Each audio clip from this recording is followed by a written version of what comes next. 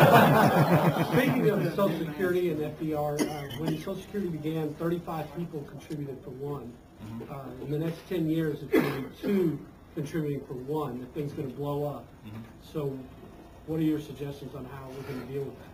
Well, you know, the old third rail of politics, don't talk about Social Security. That's something we need to talk about. Social Security is not solvent, and we need to make some changes on Social Security.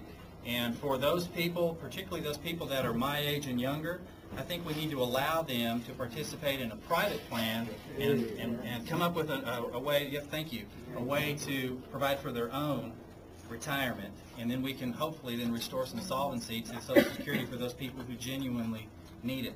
Let me say one thing. There's 3 kinds of people, as I, figure, and those are people who can work and will work, people who can work and won't work, and people who won't work, or can't work, rather. I want to shrink the size of that group.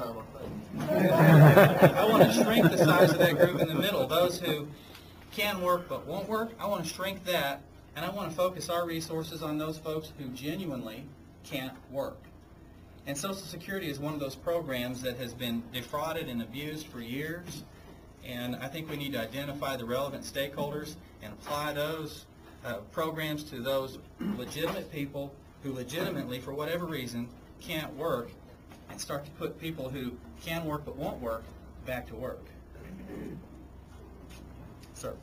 What do you think about government employee unions? Well, I'm not for unions. And you go to the post office and you may see as many as 5 unions represented in one post office. And I certainly don't think that federal employees need unions, because the federal employees are pretty well taken care of. You better believe it. And so when you apply the union model to federal employees, it just costs more and more tax dollars. We're already taxed enough. And we don't need unions present in federal employee of the federal workplace. They're the most protected people in the world anyway without unions. Oh, absolutely. Absolutely. So for that reason, I don't support unions in the federal workplace. I'd like to ask you a question. Followed by the federal employees. I noticed on both yours and Princella's information that there isn't anything mentioned on here, and maybe it's on purpose, and if the chair would allow to give Mr. Princella an opportunity to respond to. And being that I am a Tea Party racist white man, what is your stance on illegal immigration? And I'm not talking about just Hispanics. I'm talking about anybody that comes into this country illegally obtaining benefits. Okay, I'm against that.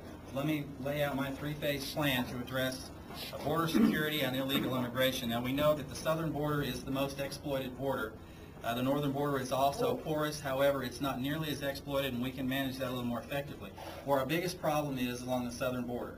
That's a national security threat, to say nothing of illegal immigration. It's a national security threat.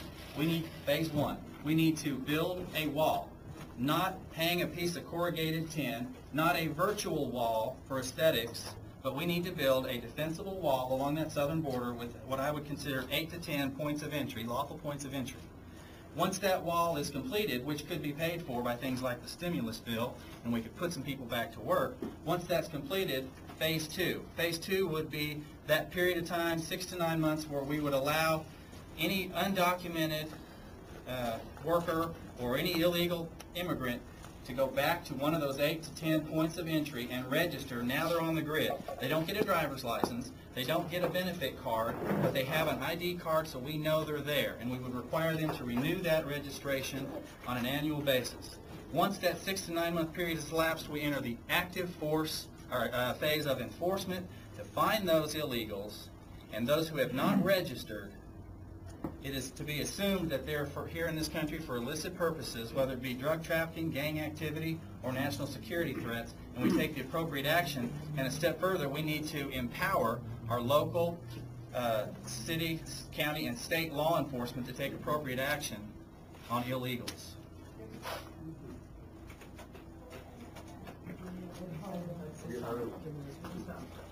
I'm sorry, he's got 37 seconds left. What is your idea as far as bringing jobs or getting jobs for America, not only here but anywhere? Well, I think, putting America back to work is certainly the big challenge that we face, jobs, jobs, and jobs. What are your 3 biggest concerns? Well, number one, we need to support small business because we need to recognize that 80% of the jobs in this country are created by small business. So we need to allow small business to access credit and allow them to grow their jobs.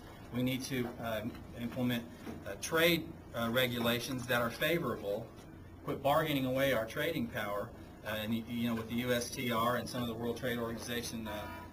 Time's up, Rick.